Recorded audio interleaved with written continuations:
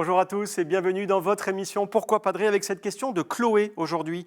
Pourquoi Dieu nous fait-il devenir âgés avec une perte progressive de toutes nos facultés et aussi des liens sociaux, ce qui engendre des délaissements, parfois une perte de dignité et du travail et des souffrances supplémentaires pour les proches?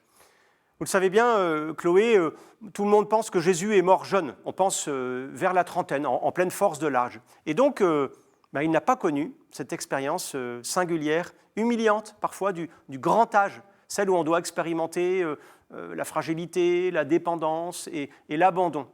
Et comme vous, je pense à tous nos aînés qui ont tant de mal à marcher, à lire, à se tenir debout et droit longtemps, à manger, à digérer même convenablement, ou même à dormir sans insomnie. Bref, tous ces petits tracas de la vie que n'importe quel résident d'EHPAD, ou même d'ailleurs toute personne âgée connaît bien. Et encore Chloé, s'il n'y avait que ça, parce qu'il y a aussi, et toutes les personnes âgées que je visite comme prêtre m'en parlent, cette expérience crucifiante, humiliante de se demander à quoi on sert désormais, d'avoir un immense sentiment d'une profonde inutilité, vous savez, ou d'être un poids et un souci pour les autres. Et ça, c'est une immense épreuve, une épreuve dont le secret est de s'étaler dans le temps. Et ça suppose beaucoup de patience, beaucoup d'humilité, beaucoup de lâcher prise. Et le lâcher prise, on n'aime pas trop ça.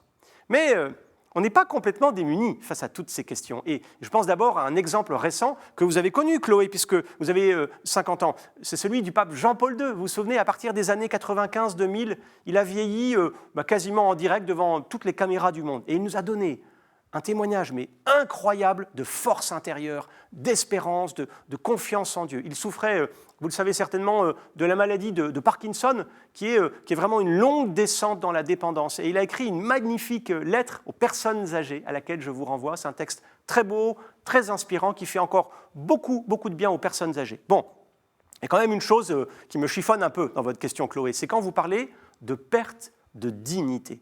Je ne suis pas vraiment d'accord avec vous parce que toute vie est digne, toute vie est belle, même si elle est fragilisée, surtout si elle est fragilisée. Ou alors on dit, et certains le pensent d'ailleurs, qu'il y a des sous-humains, des gens qui ne méritent pas de vivre. Et ça, c'est horrible. Moi, je pense même que la fragilité, la dépendance ouvrent des espaces d'humanité dans ce monde, des espaces où nous pouvons donner le témoignage de l'amour, de la solidarité et de la générosité. Alors, quoi qu'il arrive, même bloqué au lit ou dans un fauteuil, je peux faire 3 choses que personne ne pourra faire à ma place: offrir, prier, sourire. Cette recette, je vous l'offre, Chloé, à vous puis à tous ceux qui nous regardent. Merci pour cette belle question. N'hésitez pas à nous en poser d'autres en envoyant un mail à l'adresse pourquoipadré@ktotv.com ou alors sur les réseaux sociaux. Et puis, retrouvez cette vidéo et plein d'autres sur le site de ktotv.com. À bientôt.